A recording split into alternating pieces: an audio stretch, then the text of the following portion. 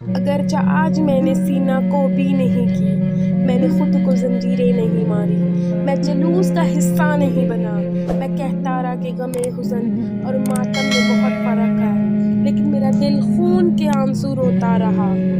کہ نواسہ رسول صلی اللہ علیہ وآلہ وسلم اور اہل بیت کی ناقابل فراموش قربانیوں نے میرا وطن نہیں بدلا،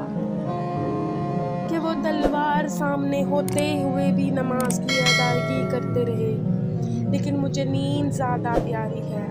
کہ وہ اسلام کی سالمیت کی خاطر اپنے جگر گوشوں کی قربانی دیتے رہے، لیکن میں قرآن پڑھنے کے لیے چند ساعتوں کی قربانی نہیں دے سکا، کہ انہوں نے شیر خدا کا بیٹا ہونے کا لقب حاصل کیا، کہ انہوں نے شیر خوار حضرت علی اصغر کی شہادت اپنی آنکھوں سے دیکھی،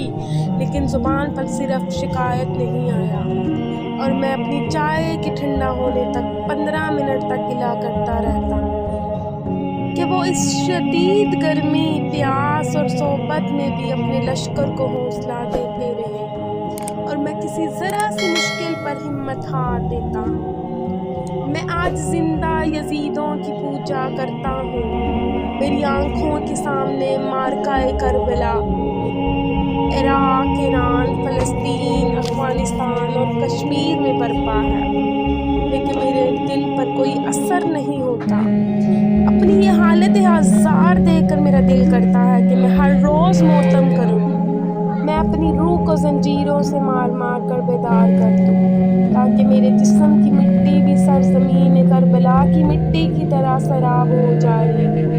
میری ویڈیو کو لائک کریں، سبسکرائب کریں اور گھنٹی کے بٹن کو دبا دیں۔